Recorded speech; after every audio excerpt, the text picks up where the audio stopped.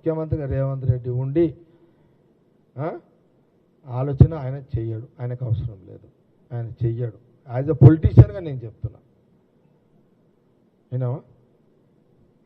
నేను ఒక political mind తోటి చెప్తున్నా. మీకు అందరు కూడా తెలుసు, అప్పుడప్పుడు నేను రేవంత్ రెడ్డిని కలిసేది చాలా తక్కువ కలుస్తాను. నేను మీరు చాలాసార్లు కలుస్తారు, నేను కలుసుడు ఏడాదికి ఒకసారి కలుస్తాను. నేను ఏమది మాట చెప్తున్నా, లేదు నేను ఎవరితో మాట్లాడా. ఎందుకంటే రోజు మాట్లాడి ఏం చేస్తా, సీఎం తోటి రోజు ఏం పని ఉంటుందని మాట్లాడతా. నేను ఇంకోటి అట్లా పోలేను కూడా. అంటే నేను ఎందుకు చెప్తున్నా ఈ మాట అంటే, నేను ఇక గాంధీ భవన్లో కూర్చున్నా. గాంధీ భవన్లో కూర్చుని నేను ఒక కాంగ్రెస్ పార్టీ నాయకుడిని, కార్యకర్తను, నాయకుడిని. తెలంగాణ ప్రజలు 10 ఏళ్ల తర్వాత రాహుల్ గాంధీ నాయకత్వంలో మాకు ఒక అవకాశం ఇచ్చిర్రు. కాంగ్రెస్ పాలన, పరిపాలన, ప్రజల పాలన అనే ఒక విధానంతో నడుస్తుంది. ఇలాంటి క్రమంలో కేంద్రంలో బీజేపీ ఉంది. ఇప్పుడు గతంలో ఉమ్మడి రాష్ట్రంలో రాజశేఖర రెడ్డి గారు ముఖ్యమంత్రిగా ఉన్నప్పుడు సోనియా గాంధీ నాయకత్వంలో అక్కడ యూపీఏ ప్రభుత్వం ఉండి, అక్కడ మన్మోహన్ సింగ్ గారు ఉండే. ఆ పాలన, ఆ పరిస్థితులు వేరు. ఇక్కడ అధికారం, అక్కడ కేంద్రంలో మాకు అపోజిషన్. ఆయన వీలైనంత వరకు ముఖ్యమంత్రి హోదాలో రేవంత్ తన పని తను చేసుకుంటూ పోతున్నాడు. విమర్శలు సహజంగా వస్తుంటాయి, ఇవన్నీ మామూలే. నచ్చిన రోజు తీరు తప్పుతాడు, నచ్చిన రోజు తప్పుతాడు, ఇది సహజంగా ఎప్పటికైనా ఉంటుంది. నేనేమంటున్నంటే ఏమంటాను,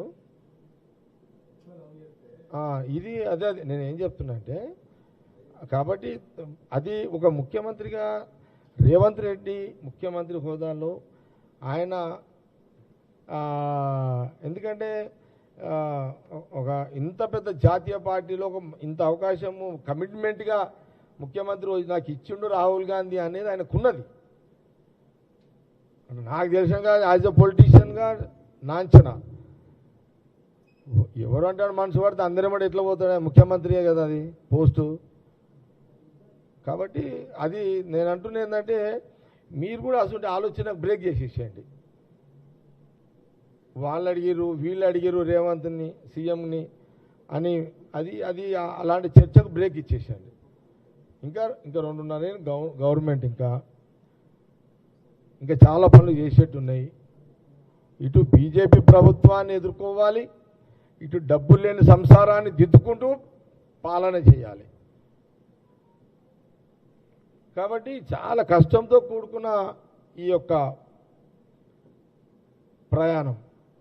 కాబట్టి దీన్ని అందరం అర్థం చేసుకొని ముందుకు పోవాలి. వ్యక్తిగతంగా కొన్ని ఉంటాయి. ఇప్పుడు నాకు కూడా ఒక్కొక్కటి, నేను ఒకటంటే మీరు ఈ మధ్యలో ఈ మైక్లలో కూడా హరి నేను ఇప్పుడు ఒక మాట మాట్లాడితే దానిలో కొన్ని కట్ చేస్తున్నారు పదాలు, మళ్ళా వాళ్ళకి నచ్చినట్టే పెడుతున్నారు. మళ్ళా అది ఆ సాహసం నా విషయంలో ఎవరు చేయకండి. ఇక నేను నా విషయంలో చేస్తే వాడిని ఇంటికే పోతా చక్కగా.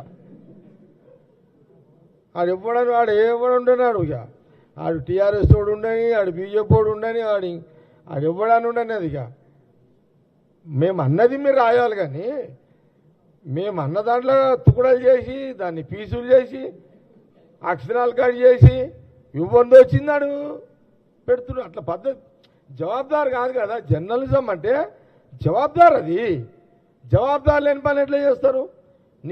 నీకు నచ్చింది నువ్వేదో ఊహించుకుంటే ఎట్లా? కాబట్టి నేనేమంటున్నానంటే, మేము ఏది మాట్లాడతామో ఆ పదాలనే వాడండి. మీరు ఎక్కువ ఊహించుకొని అలా యాడ్ చేయకండి. మీరంటే మీరు కాదు, ఎవరో చేసేటోళ్ళు.